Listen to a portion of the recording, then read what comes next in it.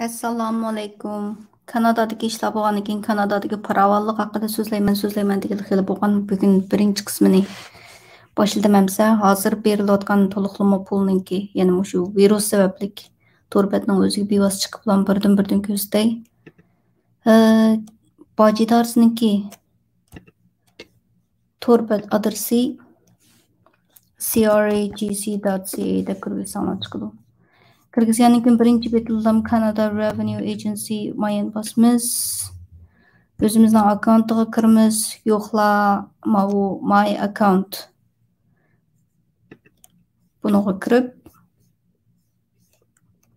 register kısanlan buldu. Partner gamese bu CRA login so CRA register mayedin. Benim babağını kim biyoslam kırıp gitey. My personal account. COVID-19 support benefits.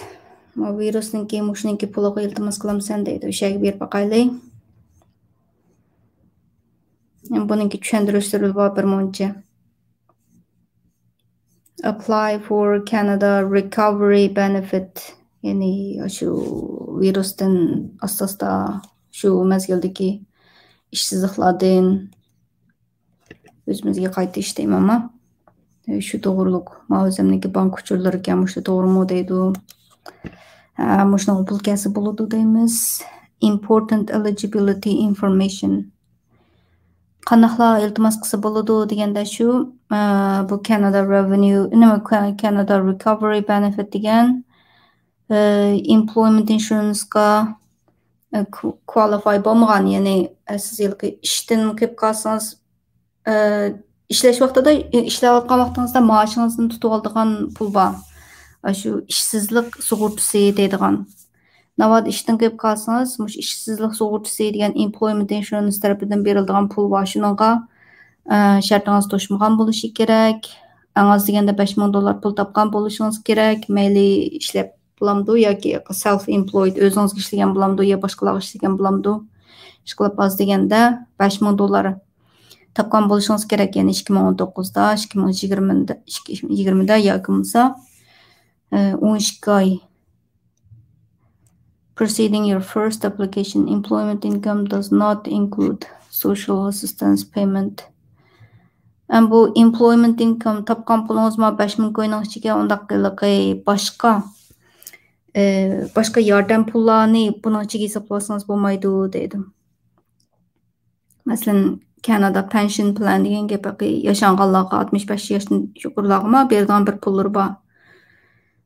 Quebec pension plan, Quebec өлkәсенеке ayrim tig'i. Has been expanded. For more information, EI regular benefits qarab bakkan deydi. Aşkla müşündəkken nim qilaydi. Çoxum Kanadada bo'lishing kerak, shundaq. At least 15 yoshga to'shgan bo'lishing kerak debdi. Valid insurance number bo'lishi kerak. Umba $5000 topgan bo'lishing kerak. Maosh kishilda yoki bo'lsa 12 oy ilgari, ya'ni shu birinchi qatim iltimos qilishni 12 oy ilgari angiz topgan puling $5000 bo'lsin debdi. Anandagi insurance sug'urtalarniki yordam puliga shartdan to'shmagan bo'lishi kerak debdi. Ishimni o'zim tashlab o'tgan bo'lmasligim kerak.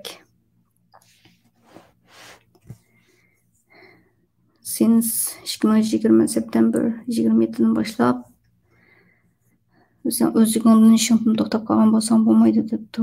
You were seeking employment for self-employed. Seeking employment. Hozir ish izlayotgan bo'lishim kerak debdi. Buni deyli. Men ish izlayapman deb oldi.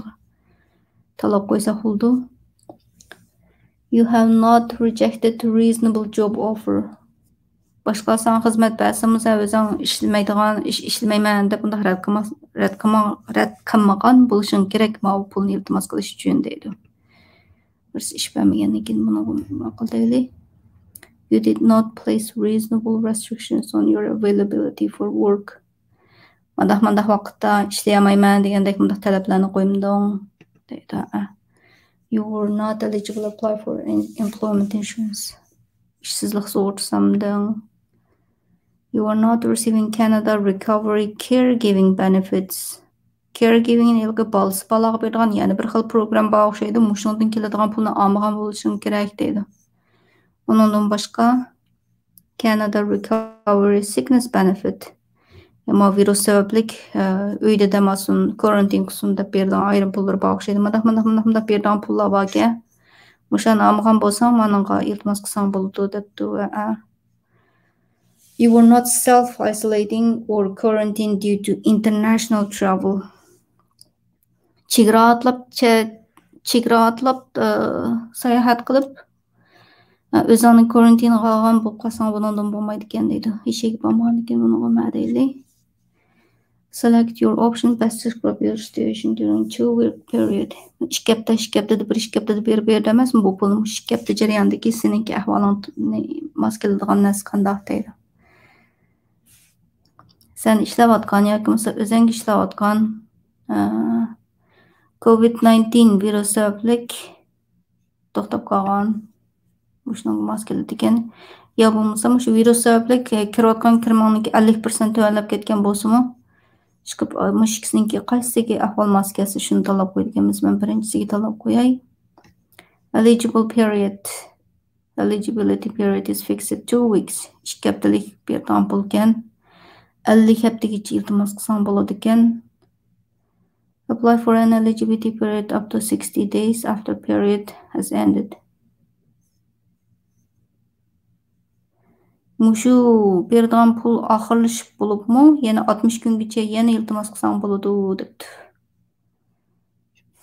Berdiğan pul sonlari nima debdi? $500 per week.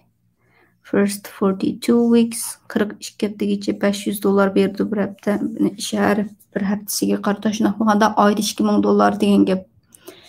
Buningki 10% yani $200 tutib qoladi. $1800 beradi deb o'sha tushuntirilishgan. Qanchalik ba'zi berib boqsin. Period select period deydi. 18-yillardan tortib 31-yillargacha bo'lgan araliqdagi mushu mezgilga pul iltimos qilaman deb available bo'lganligini mushu ekan. Mabay tanlagan narsalarni. Ammo yerda mushlarni kamizniki rostligiga men jazmlashtirman degan oldiq bosib qo'yamiz. Next.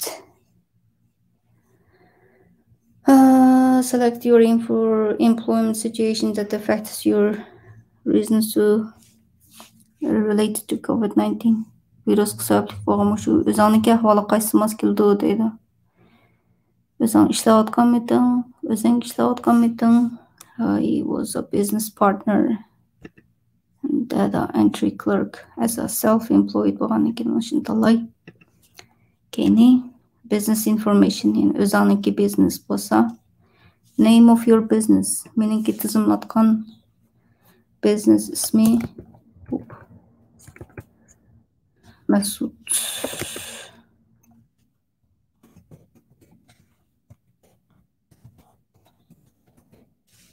Meningki ismi meningki business number shuni kirgizay. Ammo yerdagi xizmatlarni yo'qotib qo'ygandan sababi nima deb yozibdi. Masalan, hozir business number yozilgan ekan. No business.